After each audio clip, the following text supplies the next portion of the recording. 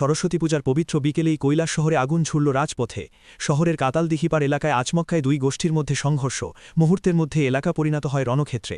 সংঘর্ষে আহত হয়েছেন কৈলাসর মণ্ডল সভাপতি প্রীতম ঘোষ, আর অভিযোগ উঠেছে যুবমোর্চা জেলা সভাপতি অরূপ ধরের বাড়িতে ব্যাপক ভাঙচুর। পরিস্থিতি আরও ভয়ঙ্কর। সংঘর্ষের জেরে শাসক দলের একটি অঘোষিত কার্যালয়ে অগ্নিসংযোগের অভিযোগ। এলাকা জুড়ে আতঙ্ক, উত্তেজনা, দৌড়াদৌড়ি, শহর জুড়ে থমথমে পরিস্থিতি সামাল দিতে পুলিশকে নিতে হয় কড়া পদক্ষেপ। শূন্যে গুলি চালানো হয়, লাঠিচার্জ করা হয়। ঘটনাস্থলে পৌঁছান জেলা পুলিশ সুপার সুধাম্বিকা আর, মহকুমা আধিকারিক রাগুল এ, কৈলাসর থানার ওসি তাপস মালাকার সহ বিশাল পুলিশ বাহিনী।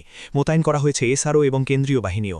বর্তমানে পরিস্থিতি নিয়ন্ত্রণে থাকলেও এখনও গোটা এলাকা অতিরিক্ত পুলিশি নজরদারিতে। কে বা কারা এই সংঘর্ষের নেপথ্যে, দোষীদের চিহ্নিত করতে তদন্ত শুরু করেছে পুলিশ প্রশাসন।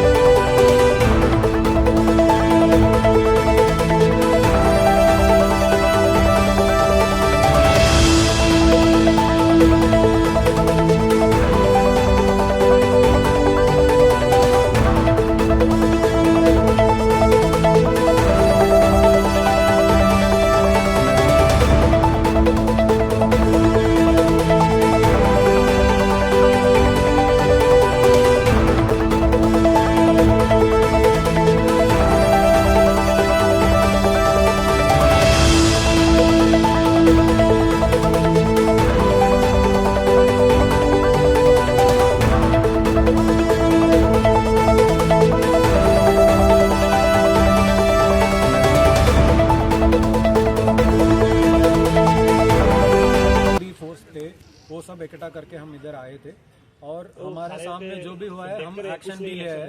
हम तो एक्शन भी लिया है, जितना हो सकता है वो एक्शन भी हम लिया है। और इसके ऊपर भी जो भी कुछ इन्वॉल्व हुआ था, जो भी किसने कुछ इलीगल एक्टिविटी जो भी दिया था, उसके ऊपर भी हम स्ट्रिक्ट एक्शन लेंगे।